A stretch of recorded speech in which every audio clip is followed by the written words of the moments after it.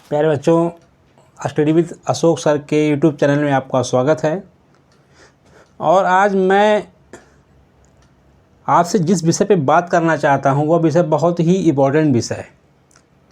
क्योंकि ये विषय इसलिए महत्वपूर्ण है क्योंकि आप पढ़ते हैं, लगातार पढ़ते हुए चले जाते हैं, लेकिन उस पढ़ने का मतलब नहीं समझ पाते कि पढ़ने का मतलब होता क्या है। वास्तव में किसी भी पढ़ाई का मतलब ये होता है कि एक लगातार प्रोग्रेसिव पढ़ाई, यानी प्रगतिशील पढ़ाई होनी चाहिए। प्रगतिशील का मतलब ये है कि जो हम पढ़ रहे हैं कि उसमें सुधार दिख रहा है या नहीं दिख रहा है, या फिर सिर्फ लगातार उसको पढ़े ही जा रहे हैं। अगर आप जो पढ़ रहे हैं उसमें सुधार नहीं दिख रहा है तो फिर उस पढ़ाई का कोई मतलब नहीं है, फिर आप बेहतर परफॉर्मेंस नहीं कर पाएंगे।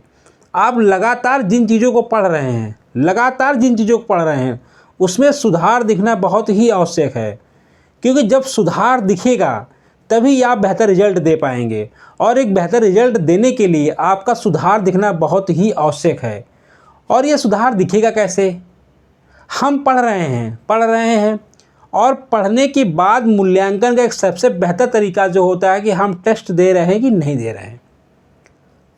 अगर हम कोई चीज़ पढ़ रहे हैं, अगर उसका टेस्ट नहीं दे रहे हैं तो भी हमारे अंदर सुधार नहीं होगा। अगर हम कोई चीज़ पढ़ रहे हैं, उसका टेस्ट दे रहे हैं और उस टेस्ट पर अमल नहीं कर रहे हैं तो भी हमारे अंदर सुधार नहीं होगा। सबसे पहला तरीका है किसी चीज़ को सुधारने का कि आप उस चीज़ को बार बार पढ़िए। क्या है? बार बार पढ़िए। दूसरा जो तरीका है किसी भी चीज़ को सुधारने का, जो चीज़ आपने पढ़ी है उससे संबंधित टॉपिक का आप टेस्ट दीजिए। तीसरा तरीका ये है, उस टेस्ट का मूल्यांकन करिए। क्या करिए? उस टेस्ट का मूल्यांकन करिए। चौथा तरीका ये है कि उस टेस्ट में होने वाली गलतियों को नोट करिए। उस टेस्ट में होने वाले जो आप लगातार जो गलतियां कर रहे हैं उनको एक जगह नोट करिए। उनको जगह क्या करिए? नोट करिए।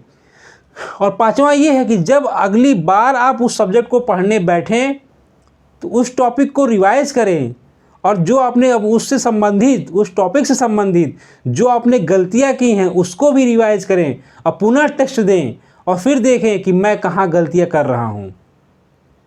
बात समझ में आई? जैसे मान लीजिए मेरे पास एक बुक है, ये बुक मेरे पास है, पर्यावरण पारिस्थितिकी की बुक है। जैसे मैंने इस बुक को 2 बार पढ़ा, 3 बार पढ़ा, 4 बार पढ़ा, जितनी भी बार मैंने इस बुक को पढ़ा, अब मेरी जिम्मेदारी ये बनती है कि जिस टॉपिक को मैंने पढ़ा है उस टॉपिक को मैं बेहतर तरीके से टेस्ट दूं।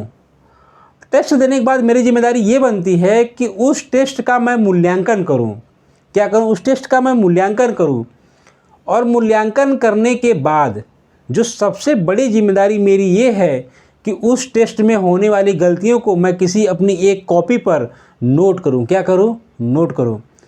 और जब मैं अगली बार इस सब्जेक्ट को मैं पुनः रिवाइज करूँ तो उस टॉपिक को मैं रिवाइज तो करूँ ही करूँ, प्लस जो मैंने गलतियों को एक जगह नोट किया है उन गलतियों को भी मैं साथ में रिवाइज करूं।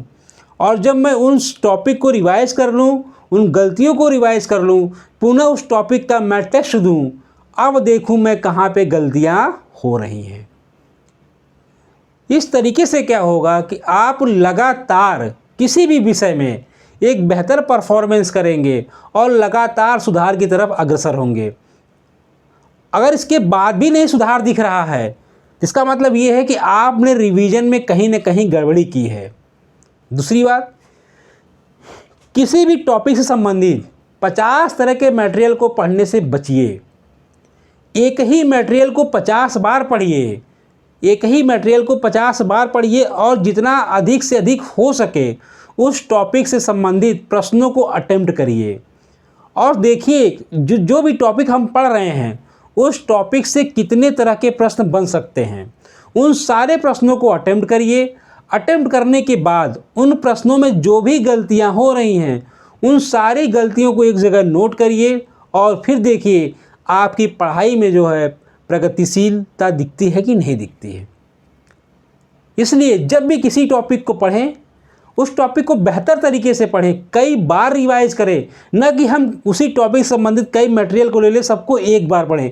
अगर उस टॉपिक से संबंधित आप कई तरह के मटेरियल ले लेंगे आपका ज्ञान तो बढ़ेगा, लेकिन आप जो चीज़ एग्ज़ाम के लिए चाहिए उस चीज़ को आप पकड़ नहीं पाएंगे, क्योंकि हमेशा नया पढ़ेंगे तो आपके दिमाग में कुछ रहेगा, कुछ चीज़ें भूलेंगी।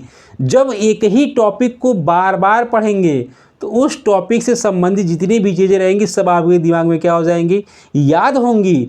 जब ये चीज़ें याद होंगी तो आप गलती करने का स्कोप जो क्या होगा, बहुत ही कम होगा। दूसरी बात, आपने जिन गलतियों को किया है उस गलती को आपने एक जगह नोट किया है, और जो टॉपिक और जब आप उन गलतियों को एक साथ रिवाइज करके पुनः टेस्ट देने बैठेंगे, आप देखेंगे कि आपने पहले से बेहतर परफॉर्मेंस किया है। किसी भी विषय में ये फ़र्क नहीं पड़ता कि आपको कौन सा विषय आता है, कौन सा नहीं आता है, कौन सा विषय आपका बेहतर है, कौन सा नहीं बेहतर है। किसी भी विषय में अच्छा स्कोर करने का एकमात्र तरीका है, कुछ टॉपिक को बार बार रिवाइज करिए, उस टॉपिक से संबंधित टेस्ट को दीजिए और उस टेस्ट में होने वाली गलतियों को नोट करिए, और जब अगली बार उस टॉपिक को रिवाइज करिए उस टेस्ट में होने वाली गलती और उस टॉपिक को रिवाइज करके पुनः टेस्ट दीजिए। देखिए आपकी पढ़ाई में प्रगतिशीलता नज़र आएगी, और मुझे उम्मीद है कि इस माध्यम से आप बेहतर से बेहतर रिजल्ट क्या करेंगे, दे सकेंगे। धन्यवाद।